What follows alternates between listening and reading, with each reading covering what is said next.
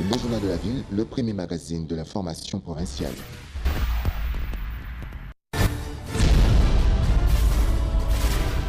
Tout de suite, le journal.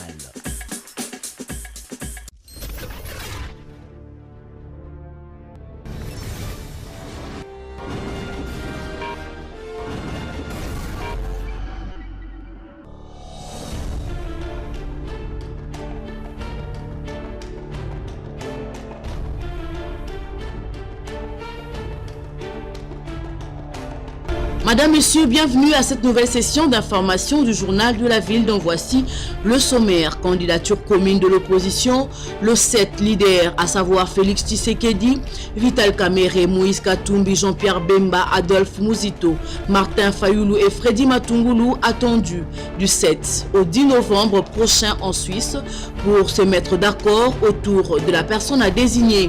Même si le portrait type de l'oiseau rare demeure flou, dans l'opinion, certains se basent sur des critères d'expérience, d'instruction, de popularité et d'ancienneté dans l'opposition. Au lendemain de la présentation de l'équipe de campagne du candidat du Front commun pour le Congo à la présidentielle et de la publication de listes qui ont circulé dans les réseaux sociaux, le FCC dit ne pas reconnaître celle-ci. Après quelques démentis faits par certaines personnalités citées dans ces publications. En revanche, le comité stratégique de cette plateforme a annoncé qu'il rendra public la liste authentique de membres de cette équipe le lundi 5 novembre 2018 sur le site officiel du FCC. Et pour finir, le gouverneur de la ville de Kinshasa prend part au congrès de l'Association internationale de maires francophones qui se tient du 5 au 7 novembre 2018 à Lille en France sur le thème « Ville et sport au service du développement et du mieux vivre ensemble ». Voilà tout pour le sommaire. Les détails, c'est tout de suite.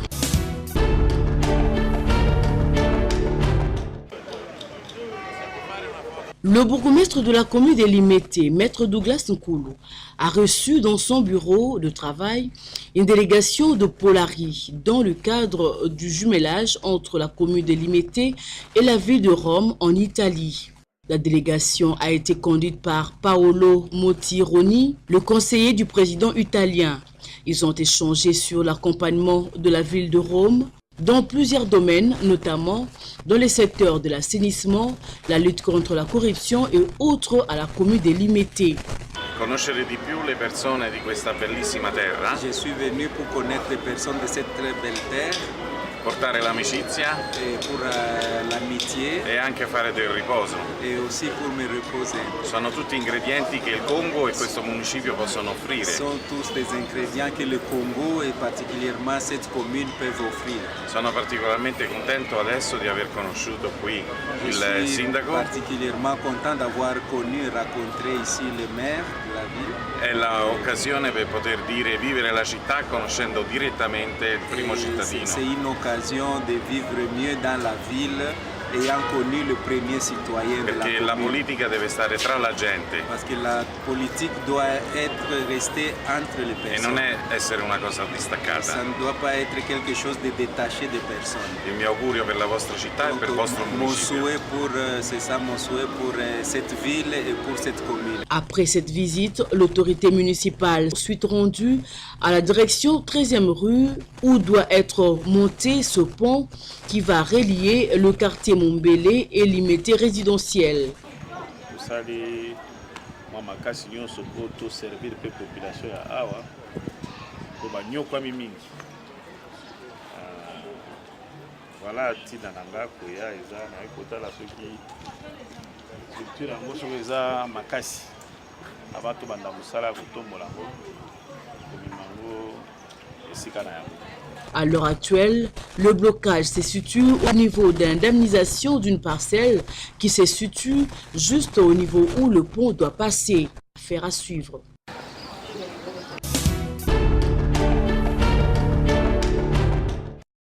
Délice Sanga, secrétaire général des Ensemble pour les changements, plateforme électorale de Moïse Katumbi, a fait savoir qu'une réunion de 7 candidats de l'opposition se tiendra cette semaine dans un pays étranger pour répondre à l'attente du peuple congolais en choisissant un candidat commun pour la présidentielle du 23 décembre. En croire le secrétaire général des Ensemble qui a donné cette information, tout est fin prêt pour annoncer aux Congolais les candidats qui portera les couleurs de l'opposition à cette course présidentielle.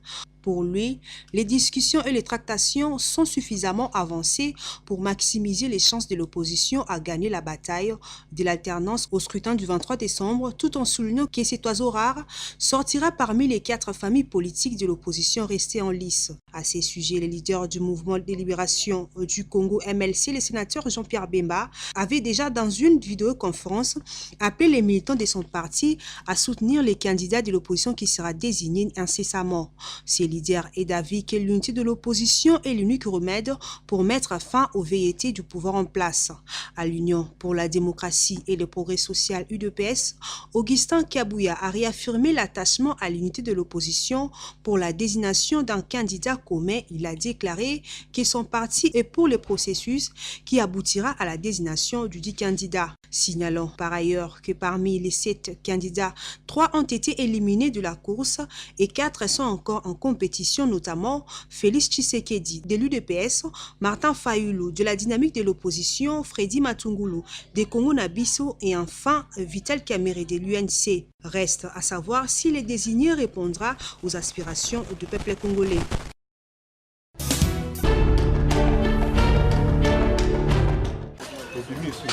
Préparatifs des élections en République démocratique du Congo, Didier Ekabela Litenge. Le commandant des bords Arch Bemba Gombo et président de l'ASBL Équateur en marche mobilise sa base.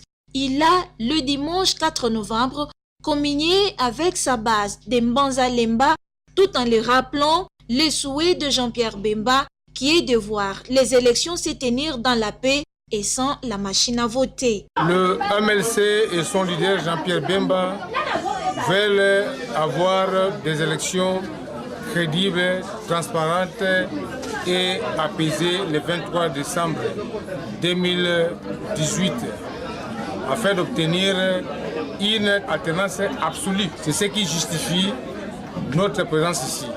Et ces élections doivent avoir lieu sans machine à voter et qu'on élague tous les fictifs qui s'y trouvent au moins 10 millions. Vous avez vu, le commandement de Banzalemba nous a reçus aujourd'hui, c'est dans le cadre des préparatifs des élections. Nous avons construit cette arche afin que les passagers qui s'y trouvent puissent choisir des dirigeants capables d'obtenir autant de renseignements possibles pour booster le développement de la République démocratique du Congo. C'était aussi une occasion pour le président de l'ASBL Équateur en marche, Didier Ekabela Litenge, Ngando Nangando Nalibongo Naye, de fêter avec sa base l'anniversaire de Jean-Pierre Bemba Gombo.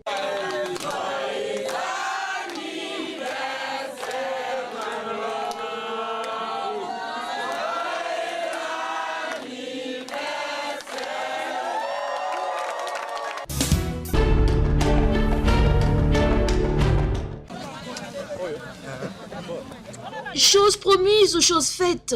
Les sinistrés du camp Badara dans la commune de Lancélé ont de nouveau des parcelles. Un terrain pour construire de nouvelles habitations leur a été octroyé depuis le samedi 3 novembre. C'est grâce à la présidente de la Caisse de la Solidarité Nationale, Joël Nyota, qui a joué un rôle très important dans ces dossiers en plaidant pour ces sinistrés auprès du gouvernement via le ministre des Affaires sociales pour que ces derniers puissent avoir ces sites en vue de construire leurs maisons. Descendu personnellement sur terrain, le ministre des Affaires sociales et Jean Tseroufouli a remis le fiche parcellaire aux nouveaux habitants du site 3. Lelo toye officiellement topé sabino ba parcelle. Esika bokotonga, esika bokofanda. Eza esengo.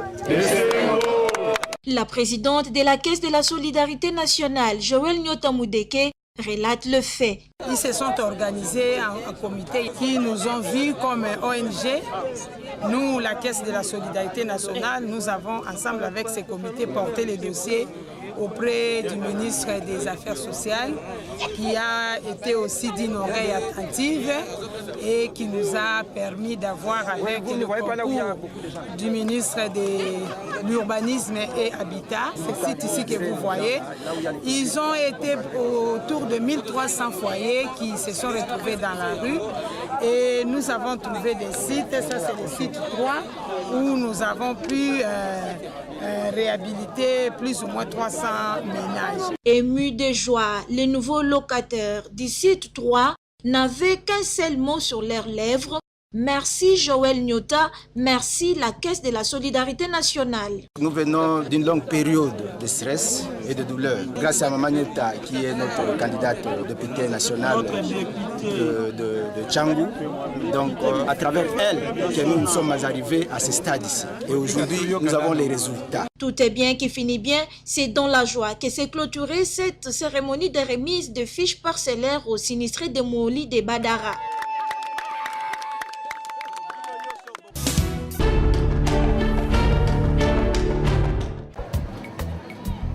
La jeunesse congolaise sait aussi prendre le devant de la scène quand il s'agit de soutenir ceux qui sont dans le besoin, tel que le démontre ici la structure Bolingo, qui était invitée par une autre structure généreuse pour la remise des fournitures scolaires aux enfants de l'orphelinat Lisanga ya Klisto, situé dans la commune d'Engaba. Il était une fois un homme fort, très fort que les autres. On ne voulait pas le croire, mais on le vit bien qu'il était fort. Un jour, il se reposa au pied d'une montagne où l'arbre les cassa la cuisse, criant-il, « Je ne suis pas le plus fort, dit l'arbre. Si j'étais le plus fort, la montagne ne m'aurait pas arrêté. » Robert Mwamba, président de la dite structure, affirme que c'est un geste de cœur fait avec tous les bonheurs. Dans la Bible, ça nous exhorte d'aider les orphelins, les gens défavorisés. Et voilà, Generous et Bolingo ont mis en marche un projet qu'on a appliqué là-ci. Et c'est pour l'année 2018-2019. On a eu à penser à nos frères et sœurs défavorisés. Et voilà, notre présence ici, c'est pour partager avec eux et leur parler et leur motiver pour l'avenir.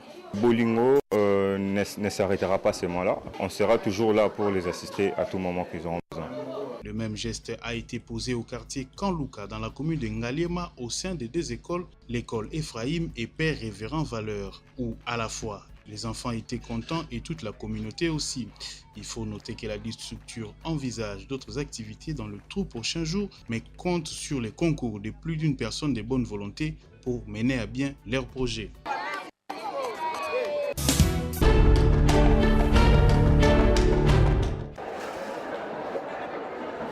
La grève d'une semaine sans enseignement décrétée par le consortium des syndicats des enseignants phares de la République démocratique du Congo, notamment les SIECO, SINECAT, SIES, Synergie des enseignants du Congo, à partir de ce lundi 5 novembre jusqu'au 12 novembre prochain, a été respectée partiellement dans différentes écoles.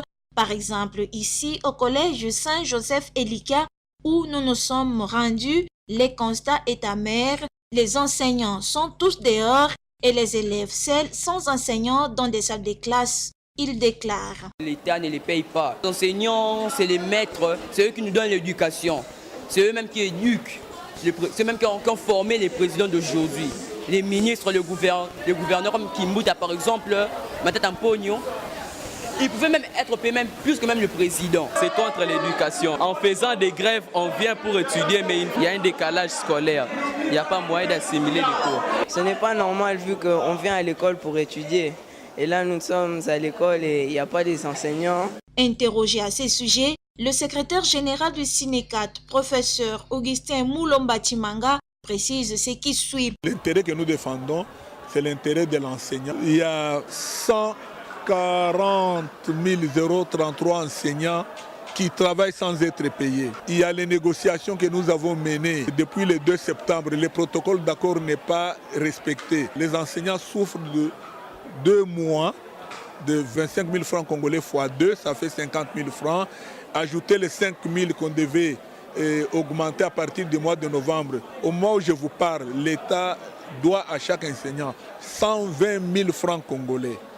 qui n'a jamais honoré depuis le 2 septembre 2017. Voilà, toutes ces raisons font que nous arrêtons. La balle est dans les camps du gouvernement congolais. Question d'éviter la perturbation du calendrier scolaire en RDC.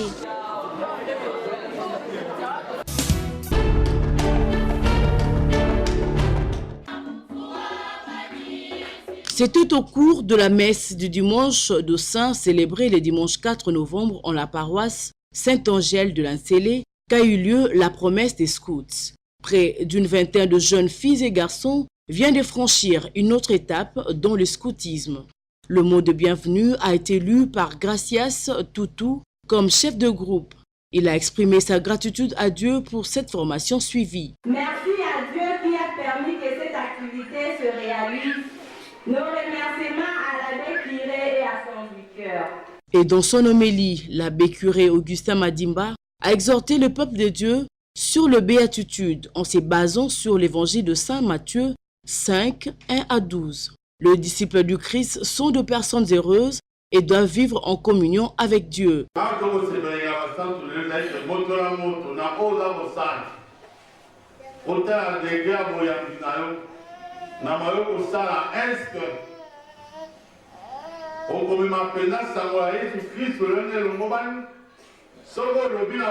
la part de Jésus,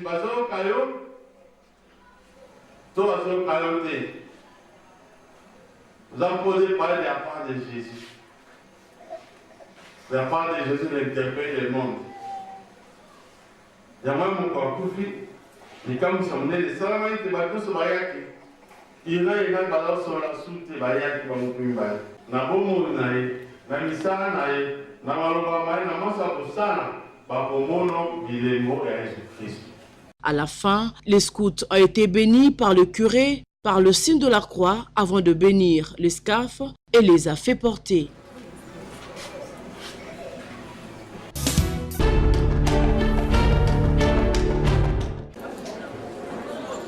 L'église kimbanguiste de Nyangara à Ngiringiri a organisé le dimanche 4 novembre un sisani dit collecte spéciale pour la construction du temple et l'achèvement de travaux. En prépare à ces cultes, les représentants du collège exécutif de la ville de Kinshasa, Maurice Mpaka, le représentant provincial Surbain Swaleng Bernard, puis le pasteur communal Pumbwalo. Plusieurs dons avaient été remis, entre autres celui de la chorale des dirigeants qui avait offert 2 portes, question d'aussi participer à cette sisani.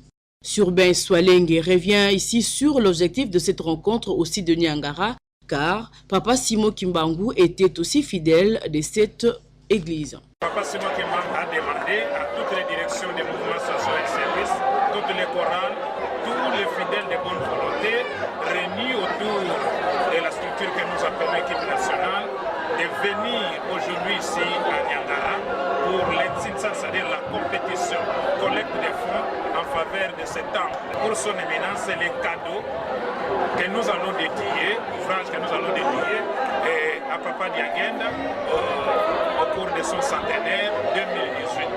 Donc le choix de cet temple, de ces lieux, parce que Papa Diagenda était fidèle de Nyangara. Tout s'est déroulé sous le rythme de la fanfare kimbanguiste.